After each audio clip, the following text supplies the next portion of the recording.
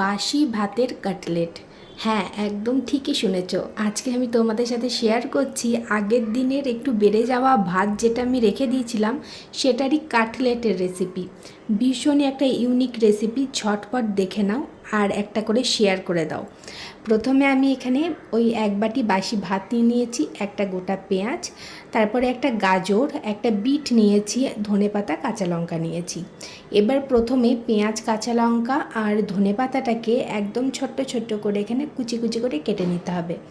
এরপর গাজরটাকে আমি এখানে গোটাটাই গাজর দেব, পুরোটা একদম গ্রেট করে নিয়েছি। আর যে বিটটা সেটা অর্ধেকটা আমি এখানে ইউজ করছি, তো বিটটাকেও এখানে গ্রেট করে নিয়েছি। আর নিয়ে নিয়েছি একটা সেদ্ধ আলু, আলুটাকেও এখানে ভালো করে আমি গ্রেট করে নেব। আচ্ছা, তোমরা যদি এখানে বিট আর গাজর ইউজ করতে না চাও তোমরা ওটা বাদ দিতে পারো, শুধুমাত্র আলু পেঁয়াজ দিয়ে বানাতে পারো, আলু পেঁয়াজ ধনেপাতা কাঁচা লঙ্কা দিয়ে এটাও বানাতে পারো। এরপরে যে ভাতটা আমি রেখে দিয়েছিলাম সেই ভাতটা একটা মিক্সচার জারে নিয়ে এটার একটা আমি পেস্ট করে নেব। কোনো রকম কিন্তু এখানে আমি জল ইউজ করব না, শুধুমাত্র ভাতটারই একটা স্মুথ পেস্ট আমি রেডি করে নেব। এদিকে দেখতে পাচ্ছ পেস্টটা রেডি হয়ে গেছে। এবার কি করব, কোনো একটা কড়াই বা প্যানে আমি এখানে 1 টেবিল চামচ তেল এখানে অ্যাড করে দিলাম। আর তারপরে ওই গ্রেট করে রাখা বিট গাজরটাকে অ্যাড করে দিলাম, সাথে পেঁয়াজ আর কাঁচা লঙ্কাটাকেও এখানে অ্যাড করে দিলাম। এবার এই সমস্ত কিছুটাকে এই তেলে হালকা একটু ভাজা ভাজা মতন করে নিতে হবে। আমি না এই তেলে কোনো রকম ফোড়ন দিইনি, তো তোমরা চাইলে দিতে পারো 5 ফোড়ন আর শুকনো লঙ্কা ফোড়ন, তবে আমি আজকে একদম সিম্পল বানাচ্ছি, কোনো রকম ফোড়ন আমি ইউজ করছি না। এরপরে 1 চা চামচ আদা বাটা, 1 চা চামচ রসুন বাটা, তারপরে স্বাদ অনুযায়ী একটু নুন, অল্প একটু হলুদ গুঁড়ো।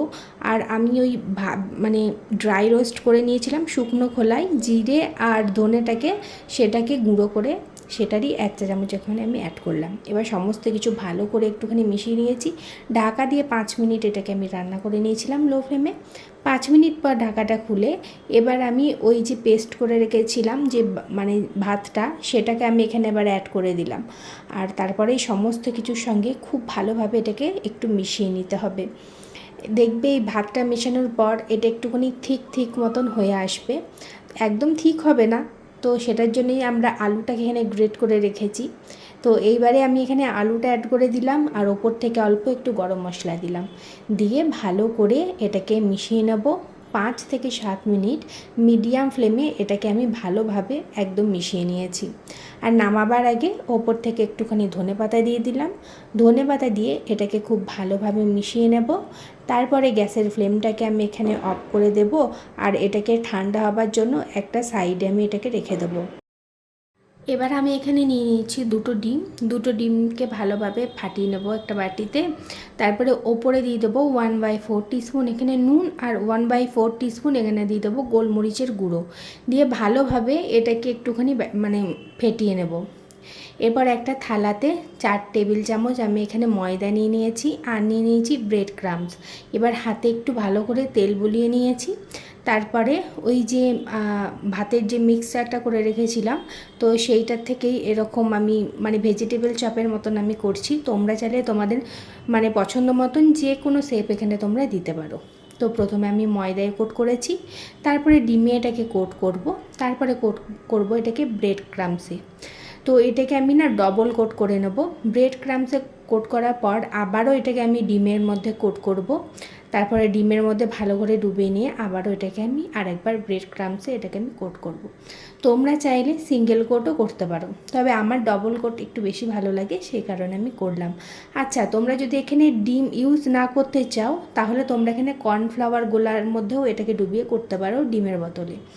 তো এবার আরেকটা প্রসেস তোমাদের দেখিয়ে দিই। এখানে নিয়ে নিয়েছি 4 টেবিল চামচ আমি বেসন আর হাফ চা চামচ এখানে নুন দিয়ে দিলাম, তারপরে একটু হলুদ গুঁড়ো দিয়ে দিয়েছি আর 1 চিমটে মতন এখানে বেকিং সোডাটা আমি এখানে দিয়েছি। তারপরে অল্প অল্প করে জল দেব, দিয়ে এটার একটা আমি ব্যাটার তৈরি করে নেব। স্মুথ ব্যাটার যাতে হয় সেটা দেখতে হবে।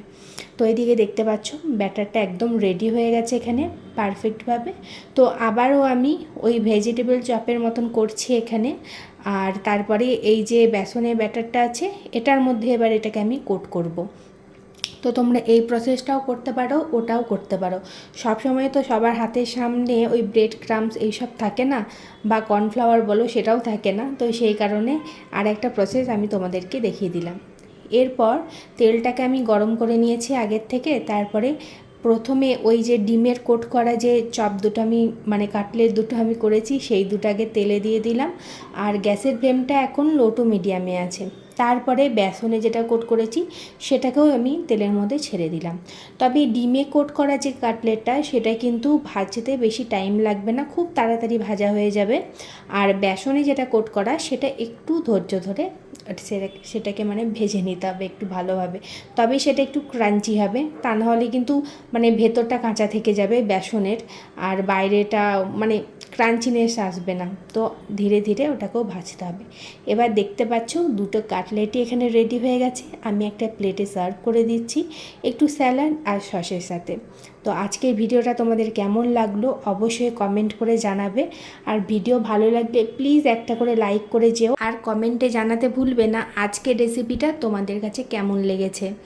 তোমরা যদি চাও এটাকে মানে ওই ভাতটা ছাড়াও কিন্তু বানাতে পারো, তাহলে ওটা ভেজিটেবল চপের মতন হয়ে যাবে। তো আজকের মতন এইটুকুই, আবার দেখা হবে অন্য কোনো এক ভিডিওতে।